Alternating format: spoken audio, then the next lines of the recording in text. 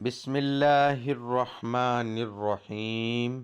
بغیر وضو کے تسبیح پڑھنا جائز ہے یا نہیں، اور ذکر و اذکار کی فضیلت کے بارے میں جاننے کے لیے ویڈیو کو مکمل دیکھیے گا۔ محترم ناظرین، رسول اکرم صلی اللہ علیہ وآلہ وسلم کا ارشاد گرامی ہے، دل دو چیزوں غفلت اور گناہ سے زنگ پکڑتا ہے، اور دو چیزوں سے ہی زنگ دور کیا جا سکتا ہے اور دل کو روشن کیا جا سکتا ہے، استغفار اور ذکر الہی۔ حضرت ابو درداء رضی اللہ عنہ کا قول ہے، ہر چیز کو چمکانے کے لیے کوئی نہ کوئی چیز ہوتی ہے، لیکن دلوں کو ذکر الہی سے ہی چمکایا جا سکتا ہے۔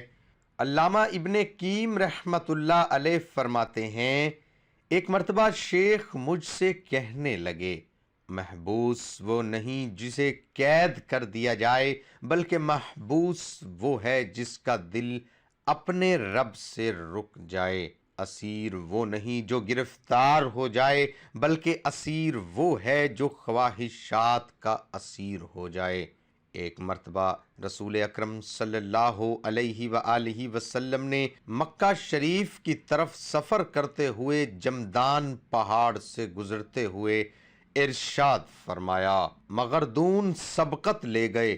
آپ سے پوچھا گیا، اللہ کے رسول صلی اللہ علیہ وآلہ وسلم، مغردون کون لوگ ہیں؟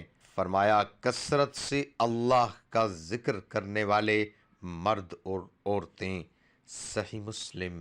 نبی کریم صلی اللہ علیہ وآلہ وسلم نے فرمایا، ذکر الہی کے لیے کوئی قوم جب اور جہاں بیٹھتی ہے تو ملائکہ ان پر گھیرا ڈال لیتے ہیں، اللہ کی رحمت ان کو ڈھانپ لیتی ہے، اور اللہ تعالیٰ ان کا اپنی مجلس میں تذکرہ فرماتے ہیں۔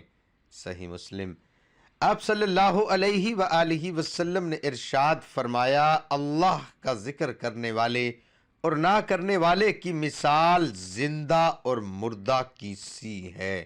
حضرت ابو ہریرہ رضی اللہ عنہ نے رسول اللہ صلی اللہ علیہ وآلہ وسلم سے روایت کیا ہے، آپ صلی اللہ علیہ وآلہ وسلم نے فرمایا، اللہ عز و جل ارشاد فرماتے ہیں، میں اپنے بندے کے ظن کے مطابق اس سے معاملہ کرتا ہوں، جب مجھے یاد کرتا ہے میں علم کے لحاظ سے اس کے پاس ہوتا ہوں، اگر مجھے دل میں یاد کرے میں دل میں اسے یاد کرتا ہوں، مجلس میں یاد کرے تو میں اس سے بہتر مجلس میں یاد کرتا ہوں، میری طرف بالشت آئے تو میں ہاتھ برابر آتا ہوں، ہاتھ بر آئے تو میں دو ہاتھ برابر قریب آتا ہوں، چل کر آئے تو میں دوڑ کر آتا ہوں۔ ترمذی شریف میں ہے، رسول اللہ صلی اللہ علیہ وآلہ وسلم نے ارشاد فرمایا، جب تم جنت کے باغات سے گزرو تو وہاں سے کچھ کھایا کرو۔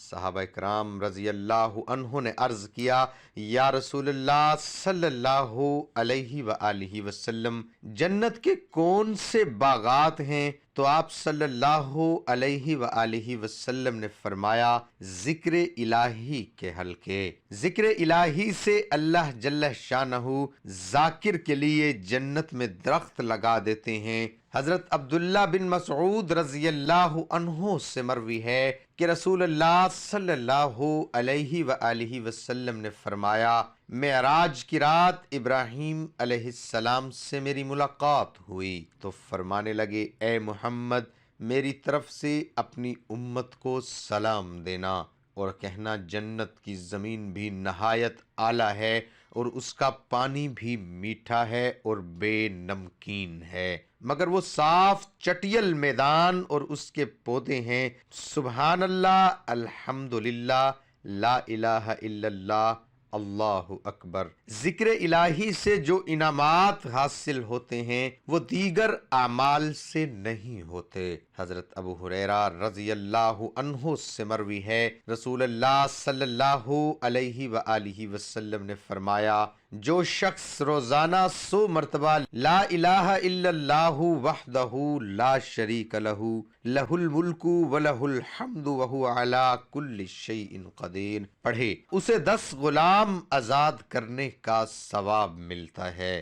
100 نیکیاں نامے اعمال میں لکھ دی جاتی ہیں اور صبح سے شام تک وہ شیطان کے شر سے محفوظ رہتا ہے، اور اس کے اعمال سے بڑھ کر کسی کا عمل افضل نہیں ہوتا الا یہ کہ اس سے بڑھ کر کوئی عمل کرے۔ اور جو شخص 10 دن میں 100 مرتبہ سبحان اللہ و بحمدہ کہے، اس کے تمام گناہ خواہ وہ سمندر کی جھاگ کے برابر ہوں معاف ہو جاتے ہیں۔ حضرت ابو موسیٰ رضی اللہ عنہ سے روایت ہے کہ رسول اللہ صلی اللہ علیہ وآلہ وسلم نے ارشاد فرمایا، اللہ تعالیٰ کا ذکر کرنے والے اور نہ کرنے والے کی مثال زندہ اور مردہ کی مثال ہے۔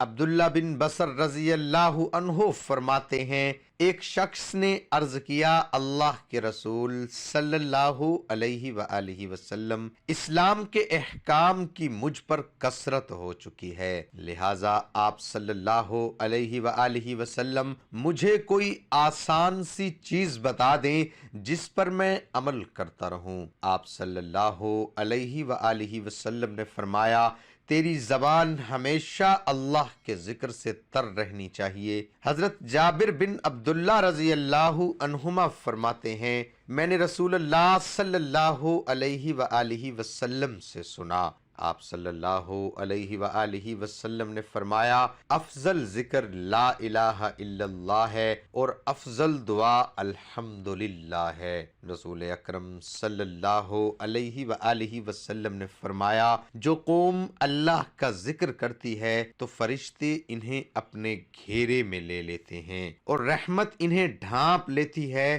اور ان پر سکونت نازل ہوتی ہے۔ اللہ تعالیٰ بطور فخر ان کا تذکرہ اپنے فرشتوں سے کرتے ہیں اور جو اس کے پاس ہوتے ہیں۔ آپ صلی اللہ علیہ وآلہ وسلم نے ارشاد فرمایا، جو لوگ اپنی مجلس میں اللہ کا ذکر نہیں کرتے اور نہ ہی وہ اپنے نبی حضرت محمد صلی اللہ علیہ وآلہ وسلم پر درود بھیجتے ہیں تو ایسی مجلس باعث حسرت اور نقصان دہ ہوتی ہے۔ اللہ اگر چاہے تو انہیں عذاب دے، اگر چاہے تو انہیں معاف کر دے۔ محترم ناظرین، بغیر وضو کے تسبیح پڑھ سکتے ہیں۔ یہ تسبیح پڑھنے کے لیے وضو کرنا ضروری ہے۔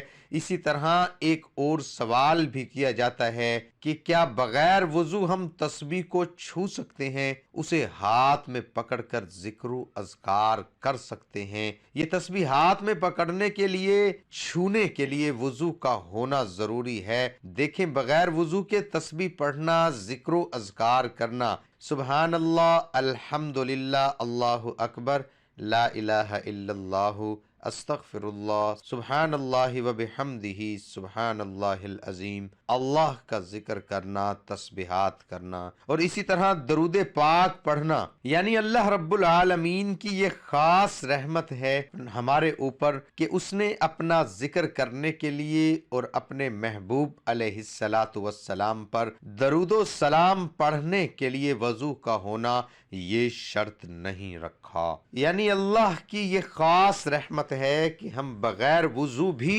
اللہ کا ذکر کر سکتے ہیں، تسبیحات پڑھ سکتے ہیں، حمد و ثنا کر سکتے ہیں، درود و سلام پڑھ سکتے ہیں، یہ بالکل جائز ہے۔ اور اسی طرح تسبیح کو ہاتھ میں پکڑ کر ذکر و اذکار کرنا، تسبیحات پڑھنا، یہ بھی شرعاً بالکل جائز ہے۔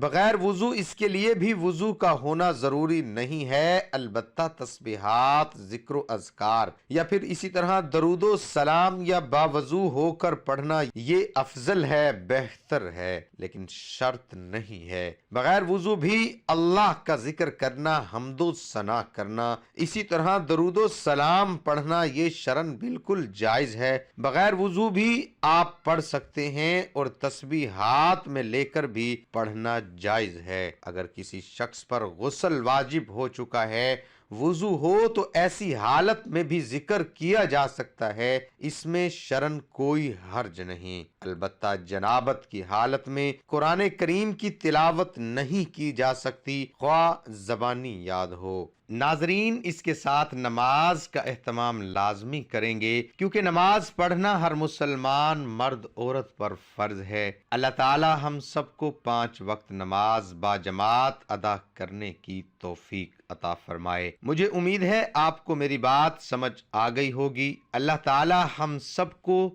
سمجھ کی توفیق عطا فرمائے۔ دعا ہے کہ اللہ تعالی میرا سنانا اور آپ کا سننا اپنی بارگاہ الہی میں قبول اور منظور فرمائے، آمین ثم آمین۔ ناظرین، کمنٹ باکس میں اللہ تعالی کے 99 ناموں میں سے ایک نام ضرور ٹائپ کریں۔